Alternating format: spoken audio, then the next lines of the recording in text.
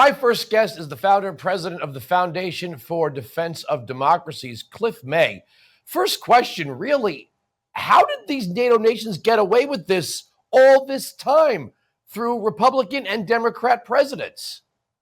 A large part of the reason is that after the Cold War ended, or so we say, after the Soviet Union collapsed, after the Berlin Wall fell down, a lot of people in America and others thought, oh, we can take a peace dividend, we can take a holiday from history. We don't what's to worry about. After all, NATO was formed 75 years ago, and its main mission was to keep the Soviet Union from expanding. If there's no Soviet Union, what problem? It took quite a few years for people to understand, I would include myself in this, that Vladimir Putin is a neo-imperialist. He wants to recreate, to restore the Russian Empire that begins with Ukraine, doesn't end there. So the European nations thought, why do we need to spend money on military preparedness for what war?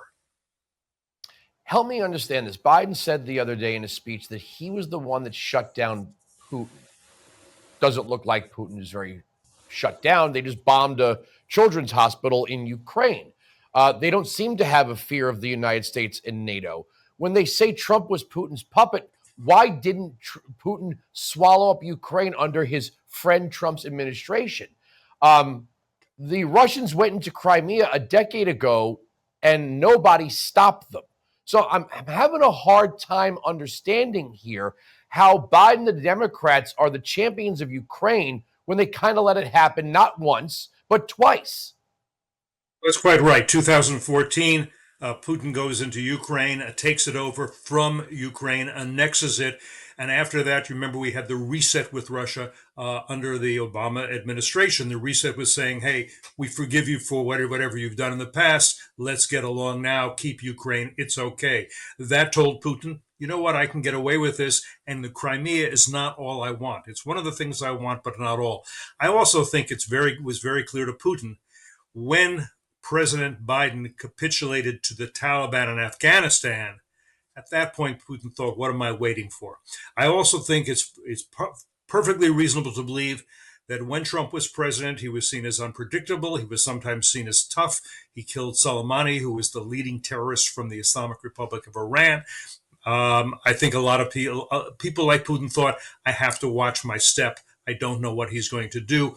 After all, what you want to do with somebody like Putin is deter. You don't want to defeat, you want to deter.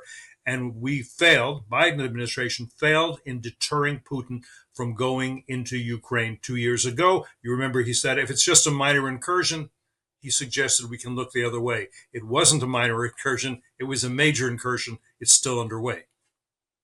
Here's what I don't understand. And I guess I would have to ask, what would a President Reagan or maybe a President Bush or Clinton or Obama would have done when in October of 2021, the Russian forces were building up on the border 3 months before the invasion?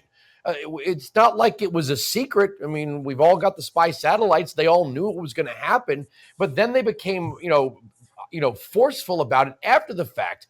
And it's like, well, is your time to be a leader before the tragic event or to prevent the tragic event or after the tragic event occurs? It's before, because you always want to deter. You always want to deter your enemies. You always want them. You wanted Putin to think, I can't do this to Ukraine, and here's why. And there could have been a number of reasons. One, he could have thought the U.S. and Europe, the NATO members, they're going to squeeze me economically so bad I can't stand it. That's one possibility. Another possibility would have been to make sure that the Ukraine had the weapons it needed to itself deter Russia. They didn't, and this was partly because, if you remember, under President Obama, we weren't sending lethal weapons to Ukraine. That was a mistake. You always want to deter. Deterrence can be costly. It's always cheaper than going to war, and it's always cheaper, much, than losing a war. You want to be seen as powerful enough to deter your enemies from doing things you don't want them to do. In that clip I played of Stoltenberg, actually the extended clip, Trump says he thinks it's fundamentally unfair that the Germans entered into energy purchase agreements with Russia while asking NATO to defend them when they weren't paying their fair share. And the Democrats and the media in this country went ballistic. They said, you can't talk to the Germans like that. And he said he went one step further and said that the former German chancellor was the CEO of the pipeline company. And I remember the media's reaction was just, how dare you? But I think he was right that once Putin got his energy into Germany, Germany wasn't paying their fair share. And Trump said, this is not fair. And this is not good for NATO. That's quite right. When we talk about fair share, what we're saying is NATO is a collective security arrangement, a collective security organization. Everyone has to contribute to the collective security. The Germans, for a very long time, were not. They're doing a little better. Not all the nations are.